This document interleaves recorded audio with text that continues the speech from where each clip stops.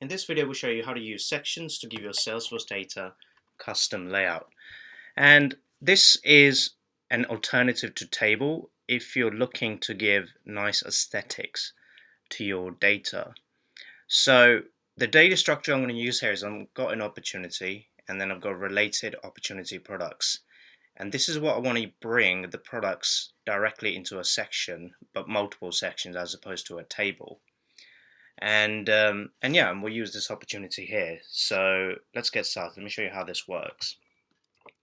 First thing first, I want to bring my opportunity name. This is just the parent object, so I'm not too worried about this for now. So what we'll do is we'll just go ahead and bring from opportunity main, and we'll give it name like that. Okay, once this is done, the next step is the important one, because this is where we go to insert/edit section. So we're going to go ahead and insert section. We're going to choose our object, and this one's going to be opportunity product.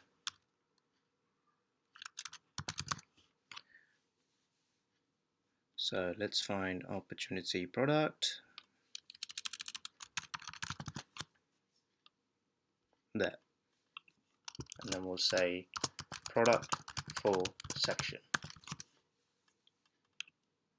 Alright, so this is a section, and what you want to do is you want to create a bit of space behind this. So think of it like adding lots of data in there within a section, and then have that section multiply using the same mapping.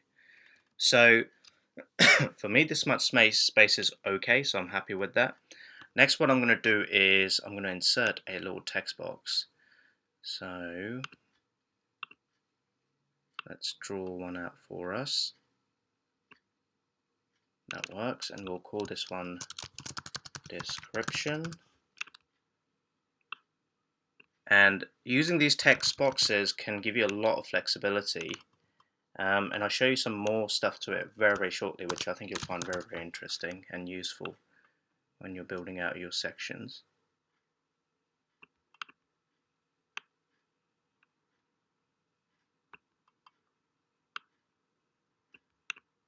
Okay, so I think that is pretty good for now, actually, in terms of what I'm looking for. Now let's go ahead and insert some data. So what I'm going to do is I'm going to go ahead and say my first field is going to be my opportunity product name. So insert field,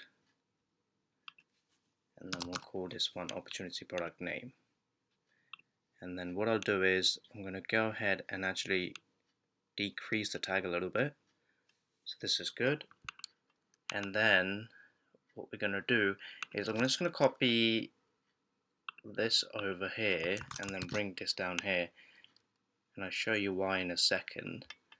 So if you have like a line, let's say you have a text that's like 2 lines worth, but you don't want that text to spill over onto the side, rather you just want to contain it within a box, then this is a great little method that you can use.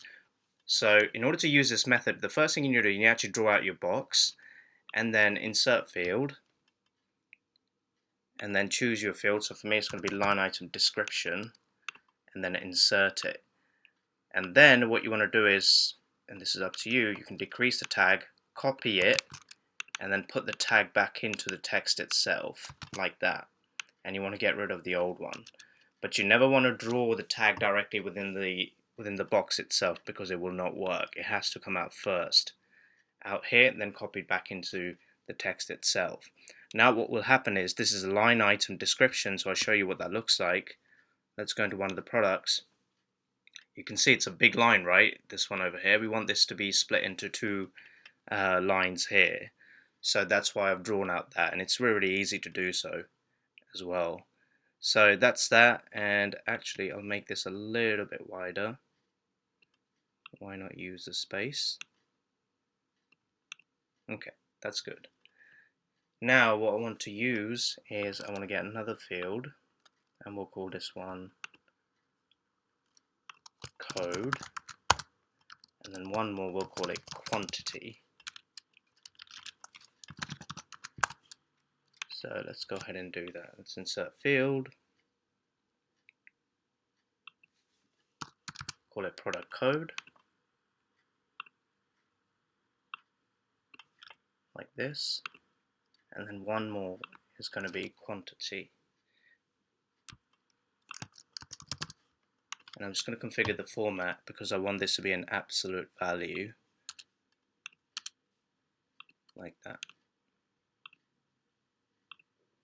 Okay, this one's good to go. Now you've noticed that I've got a little total box up there, this.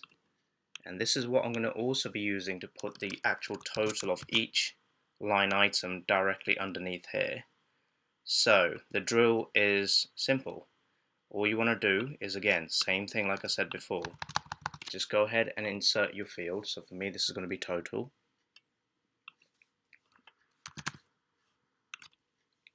Let's configure the format as well. And then insert it. Once you insert it, decrease your tag, copy it, and then paste it directly within it, like that.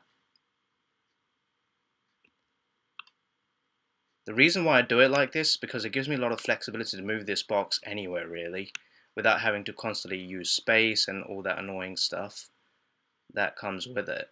So this for me I'm happy with, and I can get rid of this tag over here.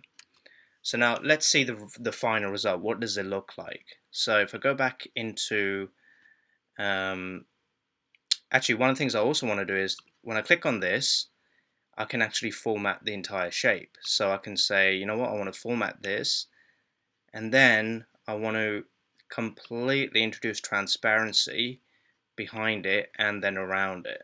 So it looks like there's never a checkbox, there's never a little box around it. And this is a great little thing you can do to ensure that the end user doesn't see anything other than what they see.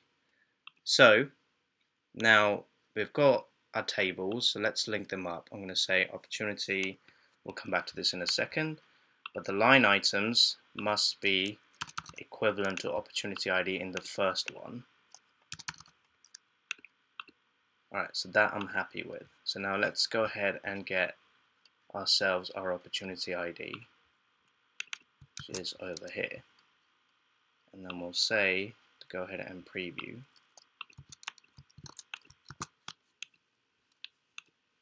Alright, so let's preview.